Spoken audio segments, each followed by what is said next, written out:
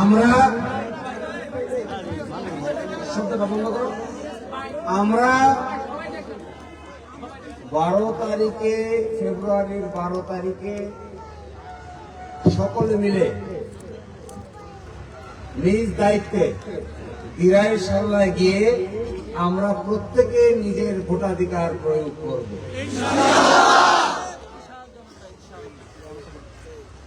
আমাদের ভাটি অঞ্চল খুবই অবহেলিত। যদি অবহেলিত না হইতো তাহলে আপনাদের এত দূরে এসে কাজ করতে হইতো। আমরা চাই আমাদের ভাটি অঞ্চলকেও আমরা নতুন করে সাজাতে চাই। এই নতুন করে সাজাতে গেলে দরকার কষ্ট, পরিশ্রম, কাজ, পরিকল্পনা, সময় দান, সকলকে ঐক্যবদ্ধ করা। সকলকে ঐক্যবদ্ধ করে ভাটি অঞ্চলে কোন শক্তিশালী ব্যক্তির আবির্ভাব হলে আমার ধারণা আমাদের হাওর অঞ্চলকেও আমরা নতুন করে সাজাতে পারব। এই সাজানোর জন্য আপনারা খুবই গুরুত্বপূর্ণ ব্যক্তি। আমাদের লোকেরা লন্ডনে থাকে, আমেরিকায় থাকে, ফ্রান্সে থাকে, ইতালিতে থাকে, সৌদি আরবে থাকে, কাতারে থাকে, কুয়েতে থাকে, মালয়েশিয়ায় থাকে এবং ওই সমস্ত জায়গা থেকে তারা আমাদের এখানে অত্যন্ত কষ্ট করে, পরিশ্রম করে বাংলাদেশে টাকা পাঠায়। আপনারাও কষ্ট করে, পরিশ্রম করে, যে পরিশ্রম আপনারা করেন, যে গল্প আমি শুনি, এই পরিশ্রম সত্যিই একজন মানুষের জীবনে অত্যন্ত কঠিন সময় পার হয়। আজকে শুক্রবার, তাই আপনারা আসতে পেরেছেন। শুক্রবার না হলে কি আপনারা আসতে পারতেন? এর মানে কি? এর মানে বিদেশের মাটিতে এসে আপনি যে কষ্ট করছেন, এই কষ্টটা দেশের মাটিতে যদি সুন্দর কিছু করা যায়, তাহলে এই কষ্ট করে টাকাটা যেটা পাঠাচ্ছেন, এটির সঠিক ব্যবহার যদি হয়, সব মানুষ যদি এটা ব্যবহার করতে পারে, প্রত্যেকটা পায়ের সুবিধা যদি জনগণ পায়, তাহলে আমাদের মাতৃভূমিতেও এই গাজীপুরের মতো, লন্ডনের মতো, আমেরিকার মতো বিভিন্ন ধরনের কাজের সুবিধা গড়ে তোলা সম্ভব। এই কাজের সুবিধা যদি গড়ে তুলতে হয়, তাহলে শুধুমাত্র বক্তৃতা দিলে কাজের সুবিধা গড়ে উঠবে না। আপনারা যেখানে কাজ করেন, এখানেও তো যারা এই ফ্যাক্টরিগুলো গড়ে তুলেছে, তারা করে গাজীপুরের জায়গার দাম বাংলাদেশের বহু জায়গার থেকে কয়েক গুণ বৃদ্ধি পেয়েছে। আমাদের এখানে বিস্তর জায়গা ফাঁকা আছে। আমাদের এখানে এই পরিমাণ জায়গা ফাঁকা আছে, যে পরিমাণ জায়গা কাজে লাগাতে পারলে, পরিশ্রম করতে পারলে, দিরাই থেকে শুরু করে সাল্লা হয়ে, সাল্লা থেকে শুরু করে জলসুখা, জলসুখা থেকে হবিগঞ্জ, হবিগঞ্জ থেকে খালি জায়গা ফাঁকা পড়ে আছে। এই খালি জায়গাকে যদি আমরা পরিকল্পনা করে কাজে লাগাতে পারি, তাহলে আমাদের এখানেও বড় ধরনের ফ্যাক্টরি গড়ে তোলা সম্ভব।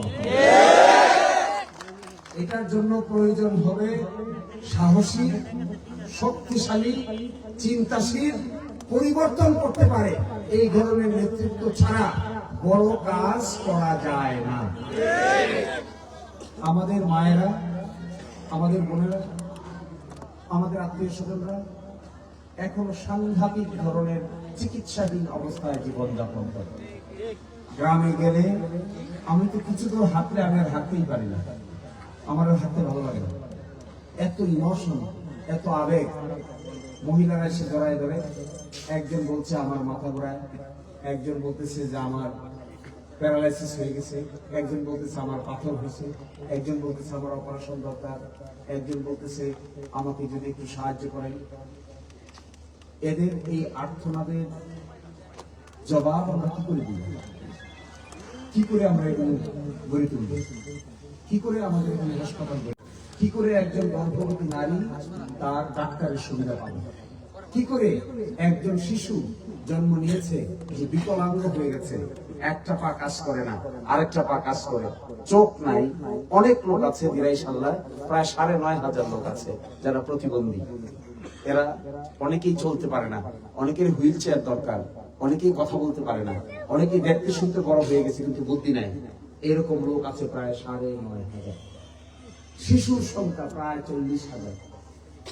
৪০,০০০ শিশু যাদের স্কুলে যাওয়া দরকার, যাদের মাদ্রাসায় যাওয়া দরকার, যাদের লেখাপড়া করা দরকার, যাদের শিক্ষা হওয়া দরকার, যাদের চরিত্র গঠন দরকার, যাদের সুস্থভাবে বেড়ে ওঠা দরকার, এই ৪০,০০০। প্রায় ৪৫,০০০ মানুষ আছে বেকার। এদের কোনো কাজ নাই। আষাঢ় মাস, শ্রাবণ মাস, ভাদ্র মাস, আশ্বিন মাস, কার্তিক মাস, এই সময়ে তারা শুধুমাত্র অলস সময় কাটায়। তাদের কোনো আয় থাকে না, তাদের কোনো ইনকাম থাকে না। অগ্রহায়ণ মাস থেকে জমি জমা যখন আসে তখন কিছু কাজের সঙ্গে সাথে যুক্ত হয়। এই পুরা পরিকল্পনা মিলে যে ৫ লক্ষ লোকের বসবাস আমাদের এই দিরাই এবং সাল্লায়, তার মধ্যে বড় একটা অংশ আছে বিদেশে থাকে, এখন বড় একটা অংশ আছে যারা গাজীপুরে থাকে, যারা মিরপুরে থাকে, যারা সাইনবোর্ডে থাকে, যারা নারায়ণগঞ্জে থাকে, বিভিন্ন জায়গায় রিজিকের সন্ধানে পরিবার নিয়ে অনেকেই এই সমস্ত জায়গায় কাজে লিপ্ত আছে। আমরা চাই সকলে একসাথে হই। আমরা চাই দল মতের পার্থক্য ভুলে যাই। আমরা চাই পরস্পরের শত্রুতা থাকলে এটা ভুলে যাই। আমরা চাই গোষ্ঠীগত দ্বন্দ্ব থাকলে ভুলে যাই। আমরা চাই গ্রামগত দ্বন্দ্ব থাকলে ভুলে যাই, মামলা মোকদ্দমা থাকলে ভুলে যাই। আমরা চাই আগামী ১২ তারিখে ঐক্যবদ্ধ ভাবে সকলেই দিরাই সাল্লার মাটির পরিবর্তন করতে। এই পরিবর্তন করার জন্য আমি যে আবেগ এবং উচ্ছ্বাস, আমি গিয়েছিলাম ওই পারে দেখা করার জন্য, আর বাইরে পাই না, বাইরে যায় না। এই আবেগ উচ্ছ্বাস যাদের মধ্যে থাকে, যারা সত্যিকার অর্থে এই ধরনের অনুভূতি প্রকাশ করে, আমার বিশ্বাস এই ১২ তারিখে এই অনুভূতির যদি বহিঃপ্রকাশ ঘটে, তাহলে দিরাই সাল্লার মাটিতে একটা নতুন ইতিহাস রচিত হবে। এই ইতিহাসের আপনারা অংশ, আপনারা গুরুত্বপূর্ণ অংশ। আপনাদের যারা নারীরা আছে, মারা আছে, বোনরা আছে, তারা সকলেই দয়া করে ১২ তারিখে আগেই আমরা চেষ্টা করব। সরকারের সঙ্গে কথাবার্তা চলছে, সরকার যেন কয়েকটা দিন গার্মেন্টস ফ্যাক্টরি বন্ধ রাখে, এই ব্যাপারেও আমরা আলোচনা করছি। শুধুমাত্র এখানে নয়, গার্মেন্টস ফ্যাক্টরিতে কাজ করেন প্রায় সারা বাংলাদেশের লক্ষ লক্ষ শ্রমিক আছে। এই লক্ষ লক্ষ শ্রমিকের বড় অংশ কেউই গাজীপুরের ভোটার না। খুব অল্প লোকই আছেন এখানে বাড়িঘর করে পরবর্তীতে ভোটার হয়েছেন। বাকি সবাই কুড়িগ্রাম, ওই বরিশাল, ওই সুনামগঞ্জ, ওই ঠাকুরগাঁও, এই সমস্ত জায়গার ভোটার, কিন্তু তারা দলে দলে রিজিকের সন্ধানে এই জায়গায় এসে তারা বসতি স্থাপন করেছে। আমরা সরকারকে এটা জানাবো, প্রত্যেকটা মানুষের ভোটাধিকার যদি নিশ্চিত করতে হয়, নারী পুরুষের ভোটাধিকার যদি নিশ্চিত করতে হয়, বিদেশের মাটিতে যারা আছেন তাদের যেমন করে ভোটের ব্যবস্থা করা হয়েছে, পোস্টাল ব্যালট ব্যবস্থা করা হয়েছে, পোস্টাল ব্যালট ব্যবস্থা করার ক্ষেত্রে আমরা উল্লেখযোগ্য অবদান রেখেছি। আমরা এটাও চাইবো এইবার যারা বাংলাদেশের বিভিন্ন জায়গায় গার্মেন্টস ইন্ডাস্ট্রিতে কাজ করে, তারা যেন স্বস্তির সহিত তাদের ভোটাধিকার প্রয়োগ করতে পারে, এই ব্যবস্থা আমরা আমাদের পক্ষ থেকে করার চেষ্টা করি। এই জায়গায় যাতায়াত ব্যবস্থা একটা বড় বিষয়। আমি আশা করব সকল মানুষের যাতায়াতের ব্যবস্থা করা হয়তো সম্ভব হবে না, কারণ আপনার হাজার হাজার মানুষ, কিন্তু একটা বড় অংশের সঠিকভাবে যাতায়াত করে তারা যেন বাড়িতে যেতে পারে, বাড়ি থেকে আসতে পারে, এই ব্যাপারেও একটা কার্যকর উদ্যোগ নেওয়া হবে। আমি আপনাদেরকে, এখন নামাজের সময় হয়ে গেছে, একটা আবেগের কথা বলে শেষ করে দিই। ওই পারে গিয়া দেখলাম একজন বলতেছে আমি তোমার ফুফু লাগি, একজন যারা দূরে এসে বলতেছে আমি তোমার খালা লাগি। কালকে রাতে গেছিলাম এক জায়গায়, গাড়ি থামাইছে, গাড়ি থামাই বলছে যে তোমার খালা তোমারা দেখতে চায়। মনে হয় 20 বছর পর দেখলাম। এখানে অনেক চেহারা আছে, তাদেরকে আমি চিনি, ব্যক্তিগত ভাবে চিনি, আত্মীয় স্বজন, পাড়া প্রতিবেশী, ভাই বন্ধু, আমরা কেউ কারো ছাড়া নই। আমাদের জীবনের সবচাইতে বড় পরিচয় হলো আমরা যেখানেই যাই, যেভাবেই যাই, যে অবস্থায় থাকি, আমাদের সবচাইতে বড় পরিচয় হলো আমরা সকলে মিলে দিরাইশ আল্লাহ আল্লাহ। এর চাইতে বড় পরিচয় আর কিছু আছে? আমরা এখানে এসে যদি কোনো অসৎ আচরণ করি, আমাদেরকে মানুষ খারাপ বলবে। আমরা এখানে এসে যদি অন্যায়ের সঙ্গে জড়িত হই, অপরাধ করি, মানুষ আমাদেরকে খারাপ বলবে। আমরা যদি এখানে আইন হাতে তুলে নেই, মানুষ আমাদেরকে খারাপ বলবে। আপনি ব্যক্তিগতভাবে যদি কোনো অপরাধের সঙ্গে যুক্ত হন, তাহলে আপনার একার দোষ হবে না, দোষ হবে সিলেটের লোক খারাপ। এই ব্যাপারে আমি আপনাদেরকে অনুরোধ জানাবো, খুবই চিন্তিত আকারে চিন্তা ভাবনা করে জীবন যাপন করবেন। কেউ যেন আমাদের ঘাড়ে কোন ধরনের বদনাম দিতে না পারে যে আমাদের ছেলেরা মাদকের সঙ্গে যুক্ত, আমাদের ছেলেরা অন্যায়ের সঙ্গে যুক্ত, আমাদের ছেলেরা, আমাদের মেয়েরা আইন নিজের হাতে তুলে নেয়। এটি যদি আপনারা কেউ করেন, তাহলে আমাদের মুখ জগতের সামনে ছোট হয়ে যায়। আমার শেষ অনুরোধ, নামাজের সময় হয়ে গেছে। বাংলাদেশ একটা নতুন বাংলাদেশ গঠনের জন্য আমরা সবাই মিলে চেষ্টা চালিয়ে যাচ্ছি। এই বাংলাদেশ গঠন করার জন্য আগামী নির্বাচন সবচাইতে গুরুত্বপূর্ণ বিষয়। সৎ লোক দেশ চালাবে নাকি অসৎ লোক দেশ চালাবে? ভালো লোক দেশ চালাবে নাকি আবার ঘুরে ফিরে আমরা আবার সেই পুরনো পদ্ধতিতে ফিরে যাব? বাংলাদেশে স্বাধীনভাবে মানুষ মত প্রকাশ করবে নাকি আবার মানুষকে বাধ্য করে মত প্রকাশ করার জন্য? এই প্রশ্নগুলোর সমাধান হবে আগামী নির্বাচন। আগামী নির্বাচনে দুটো প্রশ্নের সমাধান হবে। একটা হলো কোন প্রতীকে আমরা ভোট দিচ্ছি, এটি একটি প্রশ্ন। আরেকটি প্রশ্ন হলো একটি গণভোট হবে, যে গণভোটে হ্যাঁ অথবা না ভোট দিতে হবে। হায়ের পক্ষে যারা থাকবেন এরা পরিবর্তনের পক্ষে থাকবেন, হায়ের পক্ষে যারা থাকবেন না, নায়ের পক্ষে যারা থাকবেন তারা পরিবর্তনের বিপক্ষে থাকবেন। আপনারা কি পরিবর্তনের পক্ষে না বিপক্ষে? এই পরিবর্তনের পক্ষ অবলম্বন করতে গেলে আমাদের সকলকেই হায়ের পক্ষ অবলম্বন করতে হবে। আমরা চাই বাংলাদেশে আর দুর্নীতি ফিরে না আসুক। আমরা চাই বাংলাদেশে আর কোন ধরনের একনায়কতান্ত্রিক শাসন ব্যবস্থা ফিরে না আসুক। আমরা চাই বাংলাদেশের প্রত্যেকটা মানুষ, কৃষক, শ্রমিক, জনতা থেকে শুরু করে একেবারে অফিসার পর্যন্ত প্রত্যেক ব্যক্তি স্বাধীনভাবে তার মত প্রকাশ করার সুযোগ পায়। নির্বাচন কোন জোর জবরদস্তির বিষয় নয়। জবরদস্তি করে মানুষের মন জয় করা যায় না। জবরদস্তি করে মানুষের কলিজার মধ্যে জায়গা করতে পারবেন না। একমাত্র পথ, মানুষকে ভালোবাসবেন, জবাবে মানুষ আপনাকে ভালো। এর বাইরে দ্বিতীয় তৃতীয় যা যা কিছু বলছি, যে যা কিছু করছি, আমার বিবেচনায় মানুষকে ভালোবাসতে না পারলে রাজনীতি করার কোনো অর্থ হয় না। জবরদস্তি করে যদি মানুষের সাপোর্ট নিতে হয়, সমর্থন নিতে হয়, একজন রাজনৈতিক নেতার জীবনে সবচাইতে বড় বিফলতা হলো, ব্যর্থতা হলো যে মানুষ তাকে স্বতঃস্ফূর্তভাবে ভালোবাসে না। মানুষের ভালোবাসা অর্জন করার জন্য জোর জবরদস্তি করে কিভাবে ভালোবাসানো যায়, এই জন্য জবরদস্তির পদ্ধতি আরোপ করে। এই ধরনের কোন রাজনীতি আমরা চাই না। আমি কাজ করব, আমি খাবো, আমার স্বাধীন জীবন, আমার সংসার আছে, আমার ঘর আছে, আমি আয় করব, আমি ব্যয় করব। আমি কি জবরদস্তি পছন্দ করি? জবরদস্তিকে আমি পছন্দ করি কখনই না, কোনো কালেই না। শেষ বলছি, এবার আপনাদেরকে আমি অনুরোধ করে যাব, 5-10 বছরের জন্য আমরা এক হব। 5-10 বছরের জন্য আমরা এক হব। আমরা পরস্পরকে হাতে হাত ধরবো। আমরা একজন আরেকজনকে ভালোবাসবো। আমাদের মধ্যে কোনো পার্থক্য থাকবে না। আমাদের মধ্যে ধনী দরিদ্রের কোনো পার্থক্য থাকা যাবে না। আমাদের মধ্যে উঁচু নিচুর পার্থক্য থাকা যাবে না। আমাদের মধ্যে হিন্দু মুসলমানের পার্থক্য থাকা যাবে না। আমাদের মধ্যে এমন কোন পার্থক্য থাকা যাবে না যে মানুষকে আমরা বৈষম্যের দৃষ্টিতে দেখি। আর এই পরিবেশে 10 বছর দিনাইশ আল্লাহর মানুষ একসাথে হয়ে যদি চেষ্টা করি, আমি নিশ্চিত সারা বাংলাদেশে দিনাইশ আল্লাহ একটা ব্যতিক্রমী আসনে পরিণত হবে। এই ব্যতিক্রমী আসন আসনটা সবাই মিলে আমরা করতে চাই। জুমার নামাজের সময় হয়ে গেছে, আর বাড়তি কথা বলতে চাই না। আমি আপনাদেরকে অনুরোধ জানাচ্ছি, আপনারা নিজেরা পরিকল্পনা করবেন, এলাকায় ফোন দিবেন, মোবাইল করবেন,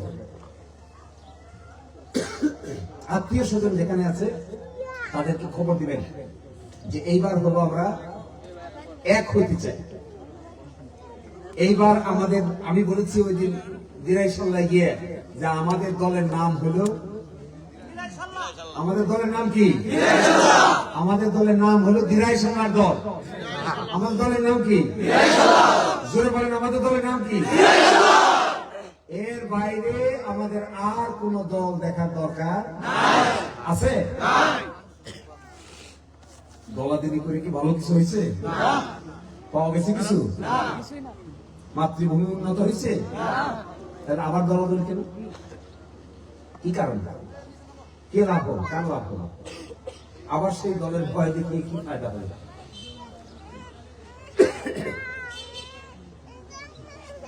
আবার সেই দলগত বিভেদ কি ফায়দা হবে?